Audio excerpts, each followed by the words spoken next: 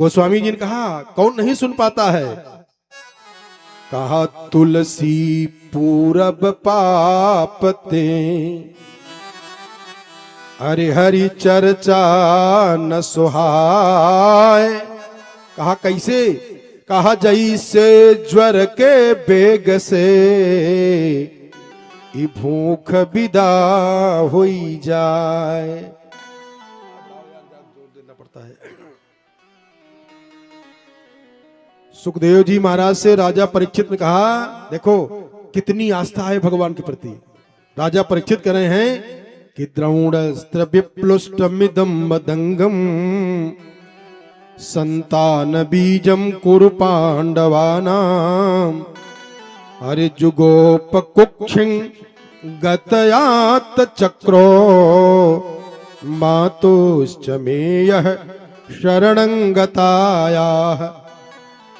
महाराज जब मैं अपनी मां के गर्भ में था तो द्रोणाचार्य जी का ब्रह्मास्त्र आया था, हमको जला करके नष्ट कर दिया था। लेकिन जब मेरी मां उन भगवान के चरणों में जाकर के निवेदन की है, कातर होकर के रोई है, तो जिन भगवान ने हमको बचा लिया उन्हीं की कथा को आप संक्षिप्त कर दिए। गुरुदेव ये जो परीक्षित आपके सामने बैठा ये तो मर चुका था, जिनकी कृपा के द्वारा ये पुनः बच गया है, जीवित हुआ है। अब जान गए सुखदेव जी महाराज की कथा पूरा सुनेंगे। और ध्यान देना 16 प्रश्न किए हैं। कौन?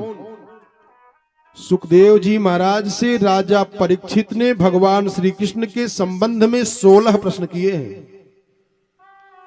और यहीं से कथा प्रारंभ हो जाती है। भागवत जी की विशेष कथा प्रारंभ होती है। कहा रोहिण्यास्तनयः प्रोक्तो रामः संकर्षणस्त्वया देवक्या गर्भ संबंधः कुतो देहांतरम बिना। गुरुजी आपने कहा कि बलराम पहले देवकी के गर्भ में आए थे, बाद में चले गए रोहिणी के गर्भ में। दोनों माता के कैसे पुत्र हो गए? और कई लोग भगवान को भी कहते हैं कि ये देवकी के पुत्र हैं, कई लोग कहते हैं यशोदा के पुत्र हैं। तो एक ही बार में दो माता के पुत्र कैसे बन गए? कस्मान मुकुंदो भगवान पितुर्गेहाद व्रजम गतः क्ववासम ज्ञाति भी सार्धम कृतवान सात्वताम पति। भगवान गोकुल को छोड़ करके मथुरा में चले गए, क्यों? क्या कारण है? और देहम मानुषमाश्रित्य कतिवर्षाणि वृष्णिभिः।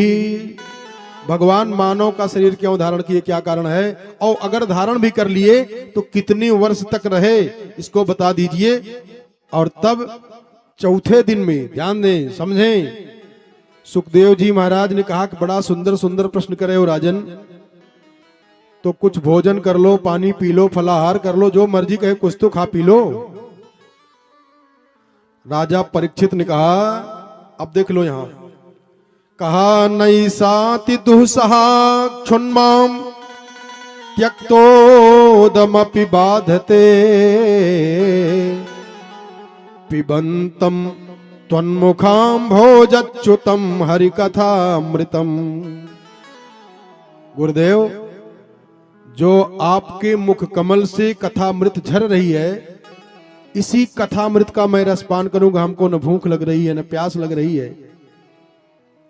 तब राजा परीक्षित के इन प्रश्नों को सुन करके इधर वाला बढ़ाओ, सुखदेव जी प्रसन्न हुए और कहा सुनिए राजन, सम्यक व्यवसिता बुद्धिस्तव राजर्षि सत्तमा वासुदेव कथायाम ते यज्जाता नैष्ठिकी रति। भगवान श्री कृष्ण की कथा के लिए विशेष सावधान कर रहे हैं। क्यों? क्योंकि लीला पुरुषोत्तम की कथा है और इसी में डूब जाओगे। अगर समझ गए तब तो भगवान बन जाओगे। ये कथा जो है जीव का मोक्ष उद्धार नहीं करती है, परम धर्म का निरूपण किया गया है। भागवत जी की कथा यदि आत्मसात हुई तो मुक्ति मोक्ष तो ये सब तो अपने आप से आ जाएंगे। वो स्वयं भगवान बन जाता है, जीवात्मा परमात्मा बन जाता है।